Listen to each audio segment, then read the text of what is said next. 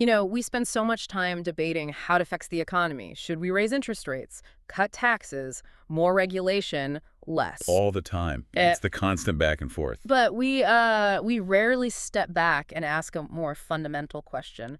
What if the economic system itself, deep down at its core, is the problem? What if all these crises and the inequality, what if they aren't just glitches, but like core features of the design? It's a critique that sort of exists on the edge of the mainstream debate, and Richard Wolff really brings it front and center. He argues that we've become so used to capitalism's cycles that we mistake its inherent instability for a series of manageable, fixable accidents. Right. For him, the structure is the sickness. Exactly. So today we are undertaking a pretty substantial deep dive into excerpts from Wolff's big structural critique, Democracy at Work, A Cure for Capitalism.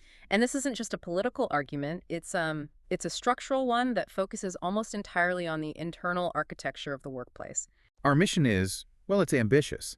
We need to understand precisely why Wolff believes capitalism is inherently unstable and undemocratic. We'll trace the political failures, what he calls the taboos, that shaped a response to the 2007-2008 crisis. And most importantly, we have to explore his really radical alternative, the workers' self-directed enterprise, or WSDE. It's a journey from a fundamental critique all the way to a proposed systemic cure. Okay, let's unpack this right from the beginning, because Wolff grounds his whole argument in a very specific economic idea. He calls it class analysis, but he's really focused on the labor process. He says the defining feature of capitalism isn't private property or markets. He says those existed long before capitalism. And in other systems, yeah. But it's the internal organization of a company that, he claims, necessitates exploitation. So what does he actually mean by exploitation in, a modern office or a factory? Wolff is he's very precise here. He uses the classic Marxian concept of the surplus. It sounds complicated, but the surplus is simply the extra value a worker's labor generates. That's more than what they're paid in wages. Okay, so break that down. Let's use a really concrete example. If an employer pays you, say, $20 an hour, you're expected to perform labor that generates, I don't know, maybe $80 or $100 worth of revenue for the company during that hour. So the worker creates $100 in value, gets $20 back in their paycheck, and the other $80 is the surplus. Precisely. That $80 is the foundation of everything else for the company. Its profit, the rent it pays, interest on its loans, executive bonuses, future investment. And Wolff's central point, his whole critique, is that the worker produces this surplus, but the capitalist, the owner, the shareholder, the board of directors, they're the ones who appropriate and distribute it. The person who actually creates the value has zero control over what happens to it. Its use, its allocation, nothing. They're completely separated from the value they generate. And that appropriation, that specific relationship, is what he defines as structural exploitation. Oh, okay. Yes. Yeah. And Wolff argues this relationship, where a small group controls the destiny of the wealth created by a much larger group, is structurally similar across history. He says it mirrors the lord and the serf, or the master and the slave. Wow. In all these structures, the person doing the productive work is systematically shut out from deciding what happens with that wealth. Right. So for Wolff, the core organization of the company, this appropriation and distribution mechanism, is what he wants to fundamentally change. He sees it as the source of all the economic and political trouble that follows. So if that core relationship is inherently exploitative, that leads directly to the first major theme in the book, which is that capitalism isn't just, occasionally glitchy. It doesn't just suffer from random external shocks. Right. It is, by its very design, structurally and endemically unstable. That's the crucial structural insight. Wolff points out that throughout the 250 years of capitalist history, it has been notorious for just ceaseless and unevenly developing antagonisms. What kind of antagonisms? Well, you see constant conflict between labor and capital over wages and conditions, and you see relentless, brutal competition among capitalists themselves. These tensions, he says, periodically generate massive downturns, panics, booms and busts, what we just sort of casually label the business cycle. And I imagine what's frustrating for him is that politicians, across the entire spectrum, conservative, liberal, progressive, whatever, have historically failed time and time again to deliver on their promise of preventing the next crisis. Every single time. They pass some major regulation, and then 2 decades later, another crisis pops up, which proves the fix was, at best, temporary. Right. Exactly. Wolff contrasts the usual explanations for a crisis. We blame wars, or a few criminal actors on Wall Street, or too much government spending, or even cultural failing. The easy scapegoats. The easy scapegoats. He contrasts that with his structural view. For him, these external factors are often just effects or maybe accelerants, but they're not the fundamental cause. The instability is generated internally by the system's core contradiction. That inherent conflict between owners trying to maximize their surplus and workers just trying to get fair pay and live stable lives. And the failure of regulation to ever create long-term stability is what gives him the impetus to look beyond just tweaking capitalism. He's not interested in oscillating between more or less regulated forms of it. He wants to change the engine. And here's where it gets really, really interesting, because Wolff uses the 2007-2008 crisis as like a textbook case study of this internal structural instability at work. He details a foundational issue that had been building for decades, starting from the bottom up. The wage productivity gap. This is probably the single most important mechanism Wolff identifies that led to the crash. Starting roughly in the 1970s, the U.S. economy went through two huge long-term shifts. First, and this was historically unprecedented after the post-World War II boom, real wages for the average worker just stopped rising. They stagnated. And why did that happen? What were the forces at play? Well, Wolff points to a few things. You had the rise of computerization and automation, which obviously decreased the demand for certain kinds of labor. You had the globalization of production, the widespread export of manufacturing jobs overseas, and at the same time, you had a massive increase in the labor supply itself.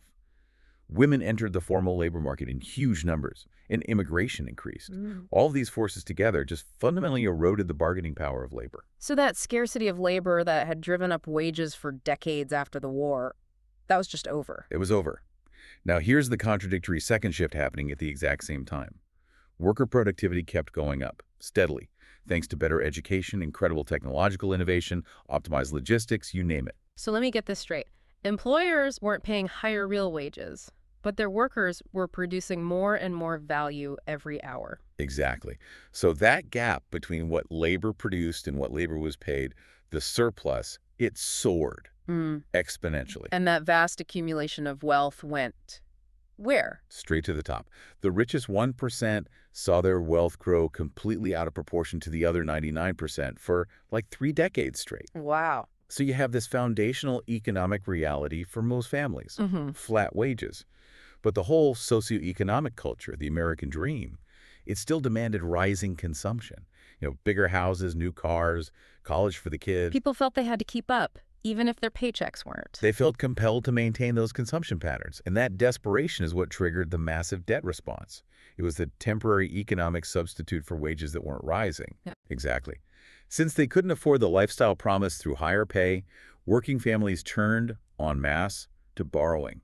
We saw a ballooning of consumer debt, huge mortgages, often predatory ones, credit card debt, auto loans, and, crucially, student loans.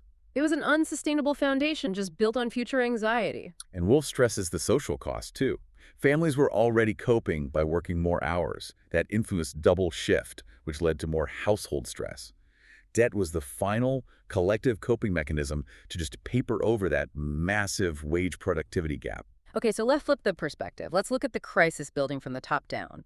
What were the wealthy who were getting the lion's share of that soaring surplus? What were they doing with all those massive accumulated profits? They had a huge volume of capital. I mean, far more than they could profitably reinvest in the real economy of making things. So that wealth was desperately seeking high-yield investment avenues. And what was the biggest, most promising investment vehicle of the era? Paradoxically, it was the very consumer debt that workers were taking on just to survive. Wait, so the wealthy were effectively lending a portion of the enormous surplus they'd appropriated back to the very workers they got it from. Yes. Packaged as some high-yield, high-risk financial product. That is the product summary of the irony.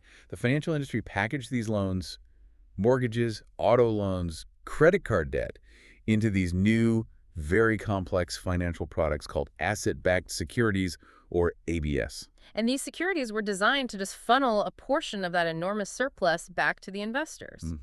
And the financial industry did not stop there. This is where the real speculation kicks in. Okay. Correct. The ABS formed the base for this enormous pyramid of financial speculation. On top of these securities, institutions built ever more complex derivatives, most famously the credit default swaps, or CDS, which were basically just bets on whether the underlying consumer loans would fail or not. And this whole global system was built on what? Yeah. On the shaky foundation of stagnant wages and unsustainable household debt. Precisely. Yeah. It was all interconnected because of decades of financial globalization. So when the workers inevitably defaulted, when that foundation finally gave way because they just couldn't make the payments, the underlying assets became toxic, the collateral vanished. And the whole credit market froze. Worldwide, the toxicity spread instantaneously, Mm. and Wolff's conclusion here is paramount. The crisis was not caused primarily by reckless working-class borrowers. They were just trying to maintain a decent standard of living with stagnant pay. Right. The crisis resulted from the financial speculation built by the wealthy on top of that consumer debt, which itself was a systemic consequence of the internal exploitative organization of production. In his view, the system basically cannibalized itself. It couldn't profitably reinvest the huge surplus it generated into a population that couldn't afford to buy its products without going deep, deep into debt. So if the problem is that structural crises are basically inevitable under this architecture, the next logical question is, why do our political responses always seem to fail? I mean, why no lasting structural solution? Right. And Wolff offers this fascinating and I think really necessary historical contrast between the response to the 1930s Great Depression and the modern response to 2007. Let's start with the New Deal. The key difference in the 1930s was the presence of powerful, mobilized counterforces on the ground. The economic collapse was so profound, the misery was so widespread that it provoked and strengthened groups like the CIO, which led to mass unionization drives. And it gave huge momentum to militant socialist and communist groups. Immense momentum. You had millions of people in the streets demanding a radical restructuring of power. So this level of organized, militant, anti-capitalist energy, it created a political environment where just doing nothing or austerity was impossible. It was completely impossible. The streets were full of people demanding immediate fundamental change, and they were organized enough to actually threaten the stability of the entire system. So President Roosevelt, who was, a pragmatic centrist Democrat, initially very concerned with balancing the budget. Very much so. He found himself cornered by the crisis and this mass movement from below. He was staring down a potential revolution. So FDR's strategy was, in essence, a high-stakes pragmatic bargain with the business elite. He famously warned them that if they refused to compromise on taxes and social programs, they would face a genuine social revolution led by those very anti-capitalist forces. And the result was the New Deal, a political partnership that delivered a classic case of what he calls trickle-up economics. A perfect description. So let's detail that trickle-up. It meant massive government spending, right? Funded by the top 1%. What were the mechanisms? They implemented significantly higher taxes on businesses and on the wealthy. And for some historical context that I think surprises people today, the top marginal income tax rate actually reached 91% in the post-war era. 91%. 91. And corporate taxes were also very high. This vast revenue was then used to fund massive, costly social programs, Social Security, federal unemployment insurance, and crucially, a huge federal hiring program. The WPA and the CCC. Right, which created and filled over 12 million jobs between 1934 and 1941. 12 million jobs. That's just an astonishing figure. It was a direct injection of income and purchasing power right at the bottom of the economic pyramid. The solution was entirely structural. Help the bottom by creating massive employment, stabilize consumer demand, and fund it all with taxes on the top who had accumulated the largest surpluses. It was a politically imposed solution that stabilized capitalism, not through deregulation, but through radical redistribution and public employment. Okay, now let's fast forward to the post-2007 response. Why didn't we see a New Deal? Why didn't we tax the wealthy and implement large-scale federal job programs? Why the totally different political outcome? Well, Wolff's argument is that the modern crisis lacked that strong labor and left counterforce. The systemic attacks on unions, the huge decline in union density, the marginalization of socialist and community movements since the 1970s, it meant there was virtually no mass mobilization to push back against the finance lobby. The power dynamic had completely flipped. Almost entirely in favor of capital. And so the policy response under both Bush and Obama was completely different. It was overwhelmingly trickle-down in action. Completely. It was focused on saving the financial core, the banks, the credit markets, through massive interventions like the Troubled Asset Relief Program, TARP, and the Fed's unprecedented monetary policy. Which basically guaranteed the survival of the largest businesses, the stock market, and the richest 5%. The primary financiers of the political establishment, yes. The government was essentially asking the beneficiaries of the system's exploitation to fix the problem, assuming the money would just naturally flow downward to create jobs and stabilize consumption. And it didn't. Of course not. Boards of directors and wealthy investors, they saw no incentive to share that government-enhanced wealth. Yeah. They prioritized dividends, stock buybacks, executive bonuses, which led to continued high unemployment, massive foreclosures, and stagnant consumption for years. And Wolff emphasizes that, despite how bad the crisis was, taxing the wealthy or creating massive job programs was never even seriously debated. Not by either major political party.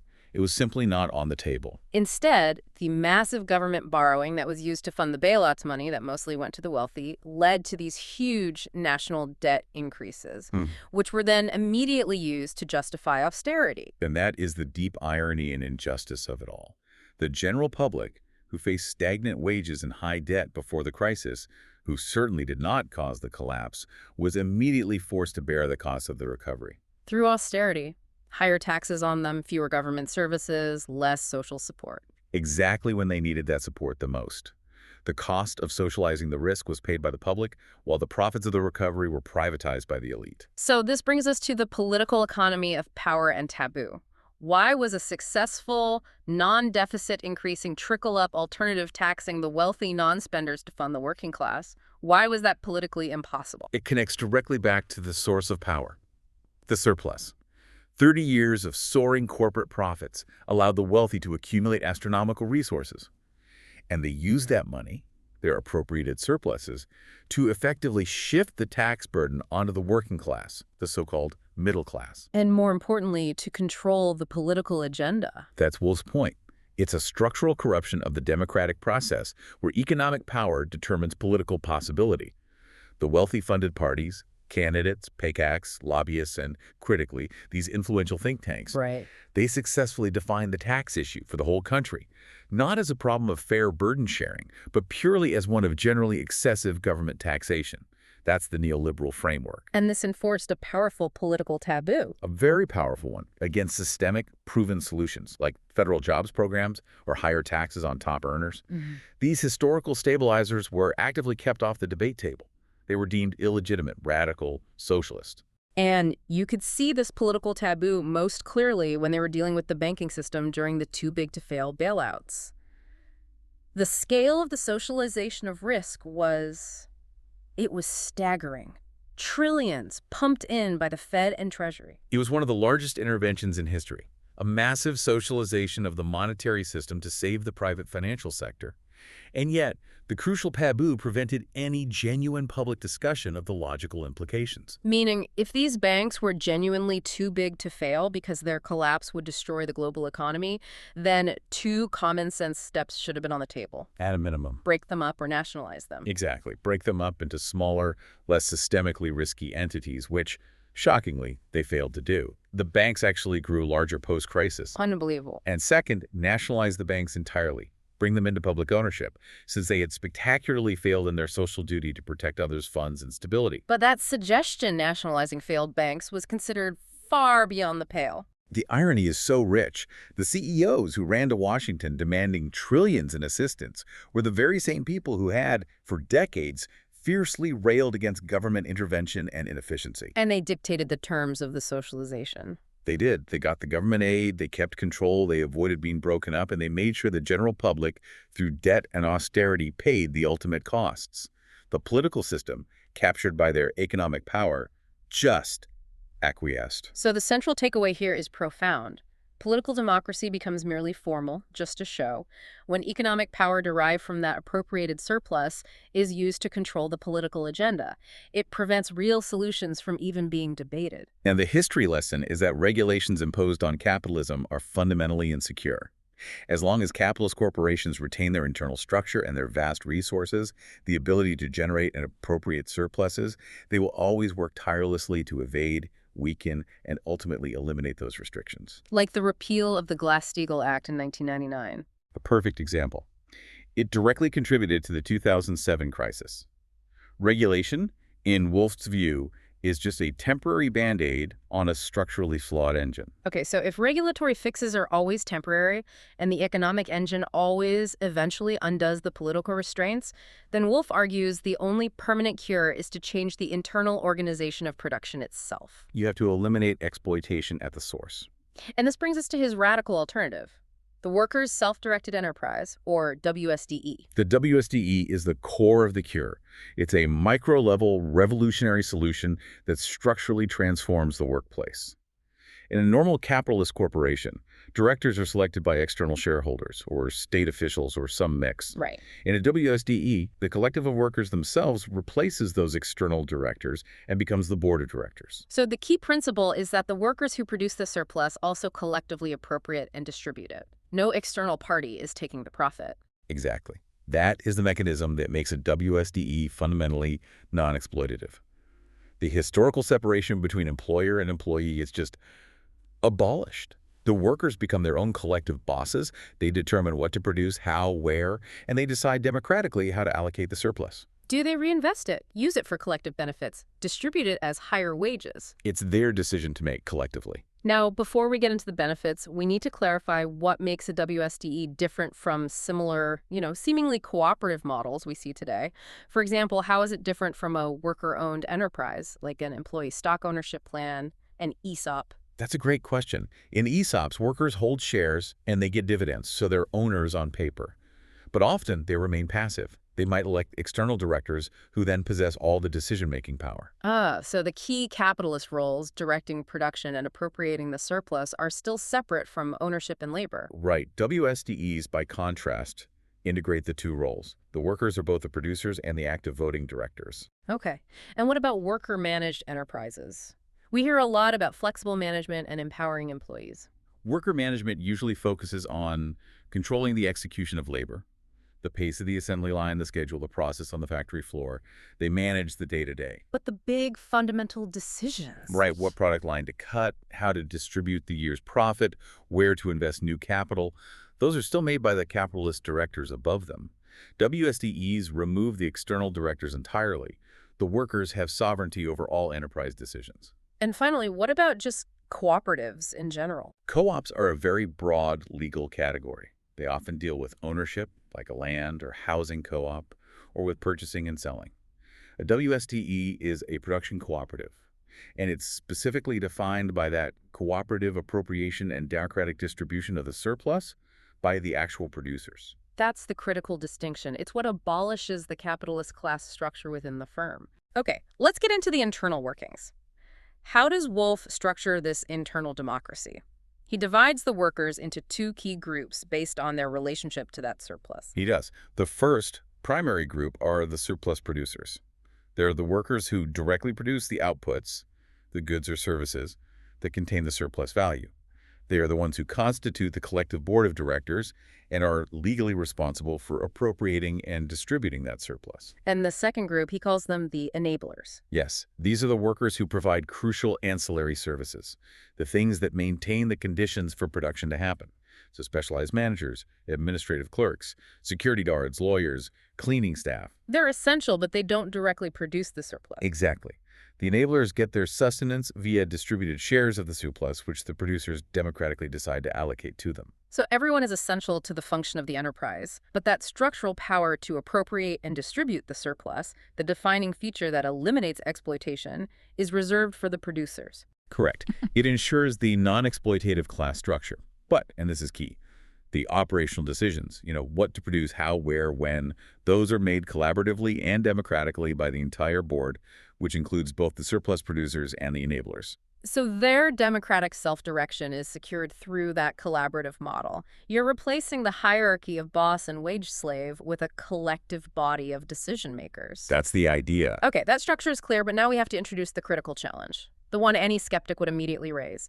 How can a WSDE compete with an aggressive, profit-maximizing capitalist firm, especially in a fast-moving, globalized market? Right. Doesn't that democratic structure risk being too slow, too bureaucratic?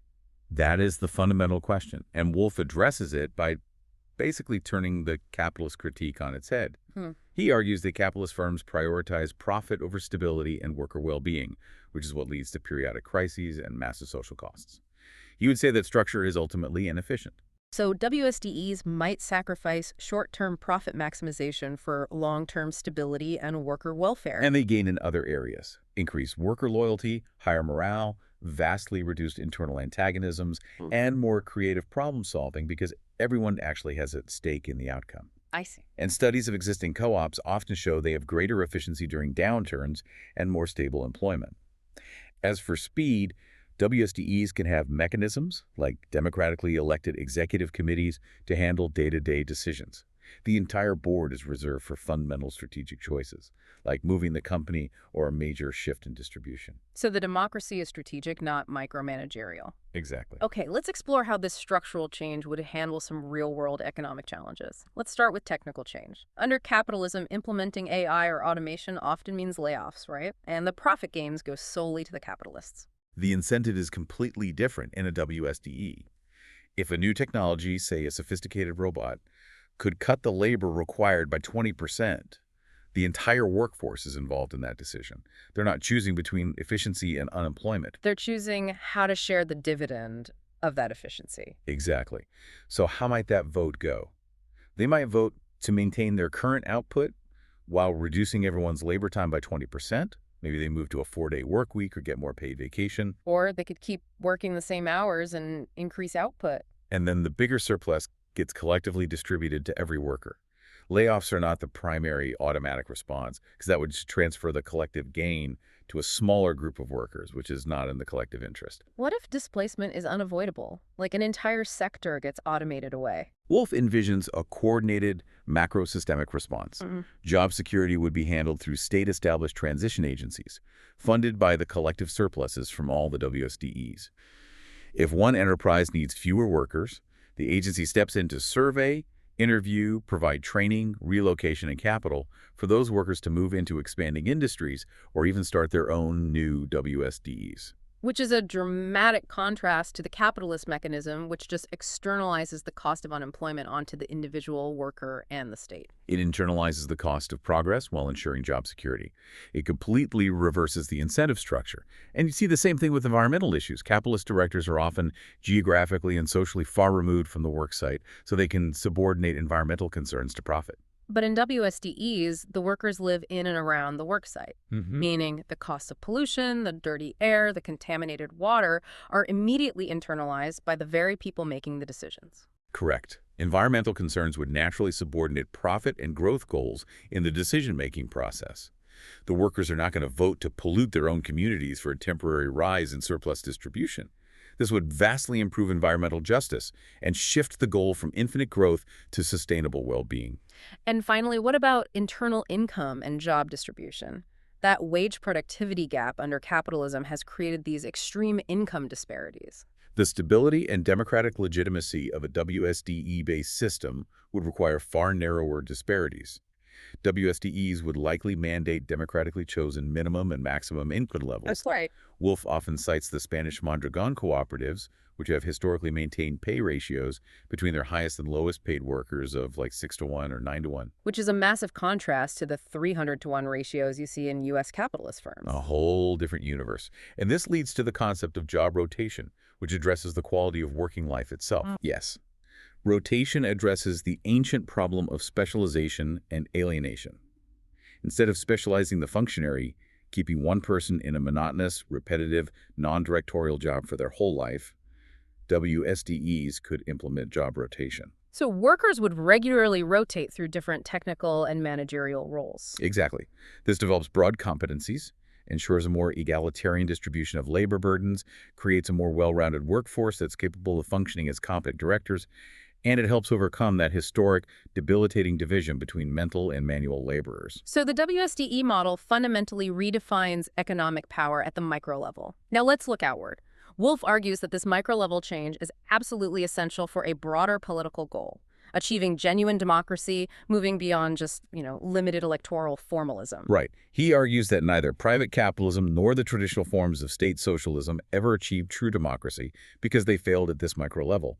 He stresses that 20th century socialisms, like the Soviet Union or in Eastern Europe, were actually forms of state capitalism. Because even though the state owned the means of production, the internal organization of the factory was still exploitative. Exactly. The key relationship of power was still intact. State officials, bureaucrats, party functionaries, they just replaced private capitalists as the appropriators and distributors of the surplus. The hierarchy was still vertical. Workers were still excluded from directing their own work. Yes. And this micro-level failure meant that the macro-level reforms, socialized property, central planning, reduced inequality. They weren't durable. And why weren't they durable? Well, when crises hit state capitalism, the workers, who were already cynical from decades of workplace exclusion and lack of power, saw no personal stake in defending that system. Right. They were easily mobilized to revert to private capitalism because they saw it as the only available alternative to a bureaucratic system they felt totally excluded from. True democracy, for Wolff, requires economic sovereignty at the point of production. So, economic democracy, the WSDE, is the necessary prerequisite for political democracy. How does he explain that link between the factory floor and the voting booth? He says that when workers are systematically excluded from democratic control in the workplace, where they spend most of their conscious adult lives, they develop a profound sense of resignation, of alienation, cynicism, and just disinterest about political governance outside of work. I can see that. You can't expect people who function as wage slaves, taking orders and having no control over the wealth they create for 8 or 10 hours a day, to suddenly become highly engaged, competent, and active democratic citizens in the political sphere. The workplace is the primary school of citizenship. The goal, then, is to align the economic and political systems. He uses a concept he calls co-determination. Yes. This involves establishing a democratic, continuous relationship between the WSDEs, the community of workers, and the residential communities, whether local, regional, or national. Because they're mutually dependent. WSDE decisions on location or output affect residents, and community decisions on schools or roads affect the WSDEs. Precisely. So how do they interact democratically? Let's get concrete. Does the community have, veto power over a factory expansion? Wolff establishes a clear governing principle here. Residents and workers participate in each other's decisions, to the extent that each is affected by the other's decisions. So, for your example, if a WSDE decides to drastically expand production, which might require new roads or increase local pollution, the resident community's elected officials should participate in directing that decision. Maybe they have veto power over the location, or they could require certain environmental mitigations. Exactly. And conversely, if the community decides to close a major road for construction that impacts the flow of goods for the WSDE, the Workers' Collective Board would have a seat at the table to represent their economic interests. So it's a system designed to ensure that the political power of the community of workers, the WSDE board, replaces the political dominance of capitalists and their appropriated surpluses. It's meant to fundamentally address that systemic political capture that has plagued both private and state capitalism. This brings us to the strategy for change. Is Wolff advocating for simple reform or something more revolutionary? He uses this powerful parable about 19th century abolitionists to explain his position. This parable is really key to understanding his strategy. Wolff argues that reformers, whether in the 19th century or today, they seek to improve the conditions of the exploited. Better wages, safer regulations, fewer working hours, maybe better schools for the workers' children. Right. Abolitionists, by contrast, demanded the end of the system itself, the abolition of slavery, not just better treatment for slaves. So, applying that to today. While reforms are desirable, they are necessary stepping stones. But Wolff argues they're inherently insecure and reversible. The New Deal regulations, for example, were systematically undone by corporate power over decades.